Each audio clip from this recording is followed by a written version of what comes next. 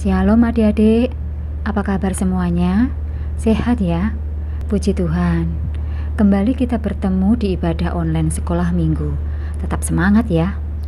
Adik-adik, sebelum kita mendengarkan firman Tuhan pagi ini, yuk kita awali dengan datang kepada Tuhan terlebih dahulu. Mari kita berdoa. Bapa, kami mengucap syukur dan berterima kasih buat penyertaan-Mu sepanjang pagi ini. Tuhan, kalau sebentar kami mau mendengarkan firman-Mu, berkati kami dan beri hikmat kepada kami, supaya kami dapat mengikuti dan mengerti akan firman Tuhan yang akan disampaikan nanti. Terima kasih Tuhan, hanya di dalam nama Tuhan Yesus Kristus kami mengucap syukur dan berdoa. Amin. Nah adik-adik, tema untuk cerita firman Tuhan pagi ini sama dengan minggu yang lalu, yaitu tentang kejujuran. Dan judul cerita pagi ini adalah Tuhan mengasihi anak jujur. Tapi sebelum kita lanjutkan, Kak Eni mau ajak kalian untuk melihat tayangan ulang video minggu yang lalu, supaya kalian ingat kembali apa arti kejujuran itu. Yuk, sama-sama kita lihat kembali videonya ya. Kenapa, Kaleb? Tidak.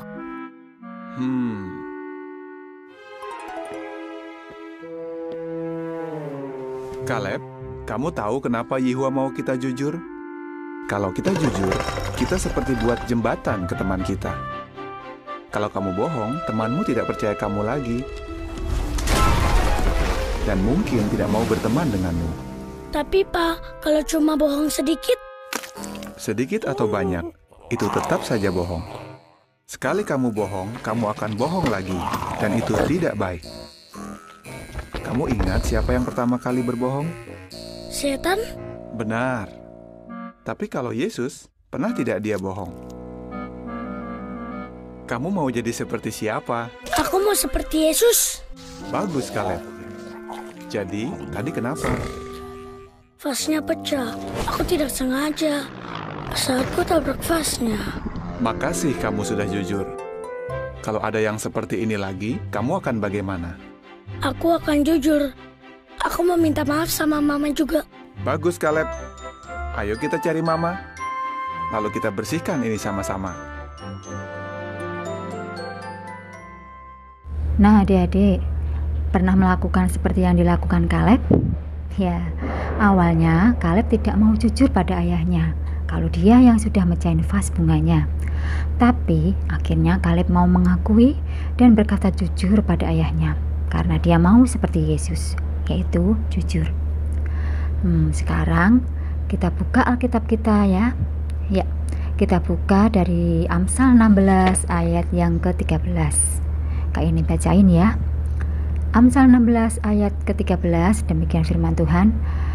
Bibir yang benar dikenan raja, dan orang yang berbicara jujur dikasihinya. Sekali lagi ya.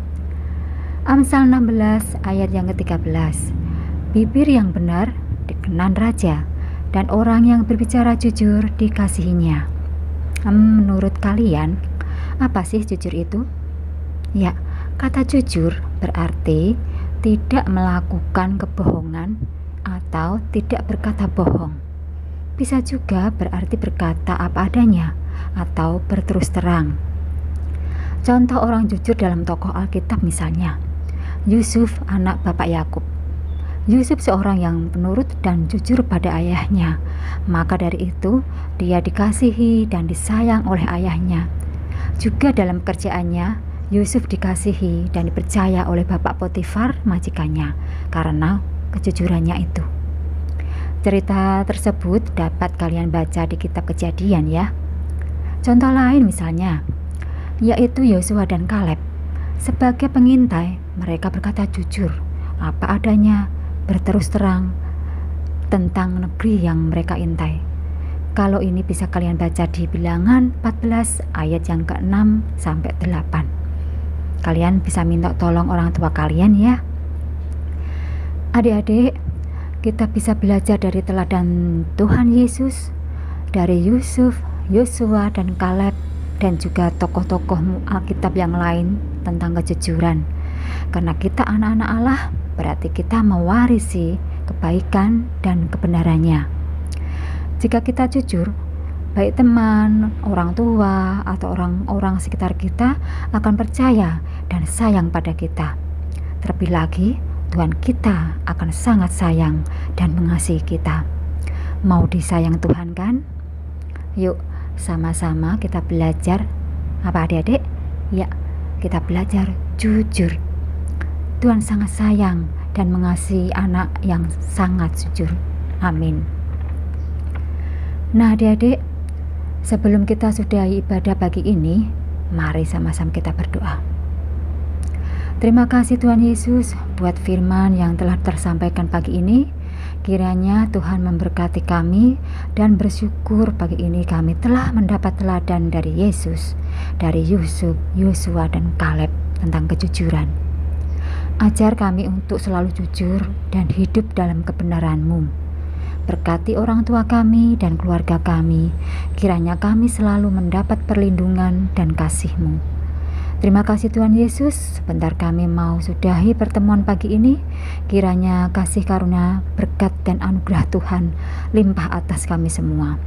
Dalam nama Tuhan Yesus Kristus, kami mengucap syukur dan berdoa. Amin.